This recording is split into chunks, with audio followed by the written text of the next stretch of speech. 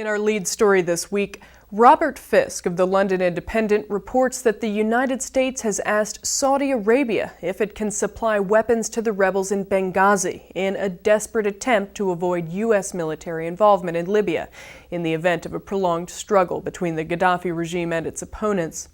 The Saudi kingdom, already facing a day of rage from its 10% Shia Muslim community with a ban on all demonstrations, has so far failed to respond to Washington's highly classified request, although King Abdullah personally loathes the Libyan leader who tried to assassinate him just over a year ago. Washington's request is in line with other U.S. military cooperation with the Saudis. The royal family in Jeddah, which was deeply involved in the Contra scandal during the Reagan administration, gave immediate support to American efforts to arm guerrillas fighting the Soviet army in Afghanistan in 1980, and later, to America's chagrin, also funded and armed the Taliban.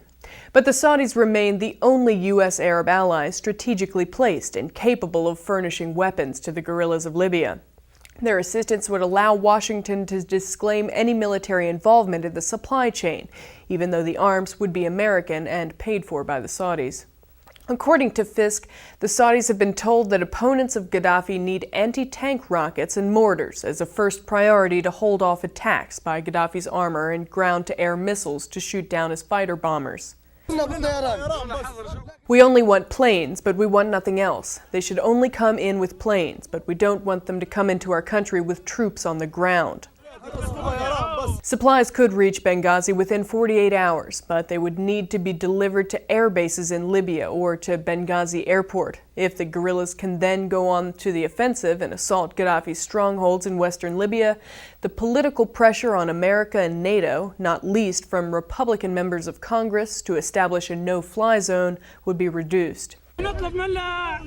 We ask European countries for just one thing, to enforce a no-fly zone and block passage by sea. That's it. We only ask for this. U.S. military planners have already made it clear that a zone of this kind would necessitate U.S. air attacks on Libya's functioning, if seriously depleted, anti-aircraft missile bases, thus bringing Washington directly into the war on the side of Gaddafi's opponents. There's a lot of, frankly, loose talk about some of these military options, and let's just call a spade a spade. A no-fly zone begins with an attack on Libya to destroy the air defenses. That's the way you do a no-fly zone. And then you can fly planes around the country and not worry about our guys being shot down. But that's the way it starts.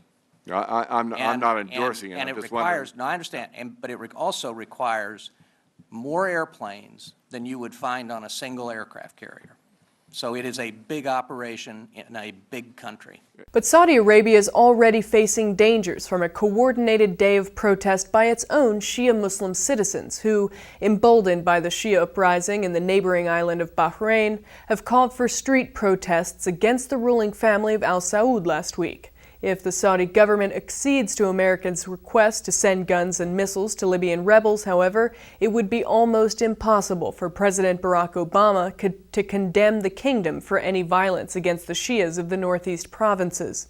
Thus, according to Fisk, as the Arab awakening, the demand for democracy in North Africa, the Shia revolt, and the rising against Gaddafi become entangled in the space of just a few hours with the U.S. military priorities in the region.